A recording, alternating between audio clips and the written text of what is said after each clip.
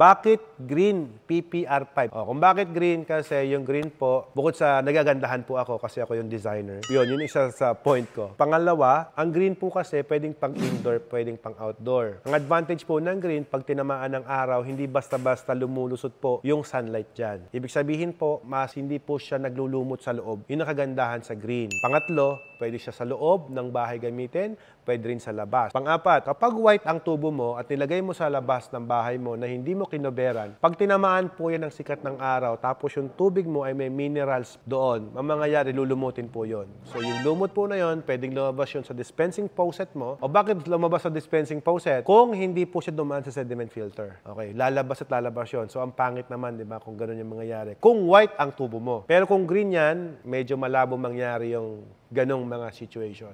Kumbaga, niready ko na yan as preventive namin for worst case scenario. Kasi yung green, mas mahal po yan compare sa white. Bakit ganon? Hindi lang po basta tubo yung gamit namin. The green pipe na ginagamit namin is Germany brand. It is antibacterial po na design po sa hot and cold. Bakit PPR? Kasi yung PPR pipe po ay nakadesign para sa mainit at malamig na conditions. Kasi ang mga motor pump, pag uminit po yan, nakakalagay ang tubo mo. So pag nag-melt po yung PVC plastic, pwedeng mag-leak doon. Pero kung PPR yan, kahit mag-init yung motor mo in case na nagloko yung mga control center mo, hindi siya basta-basta mag-leak dahil PPR po yun nakadesign sa heat. So isa pa yun sa advantage. Bakit green? Nabanggit po kanina na antibacterial pipes and fittings po siya. Ibig sabihin, hindi po kinakapitan ng bacteria. Hindi rin nagbibuild doon yung bacteria. Meaning to say, mas less po ang pagsasanitize mo ng mga tubo mo. At less po yung mga ganong maintenance. At kagandahan po niyan, nakita nyo yung nasa likod, ito,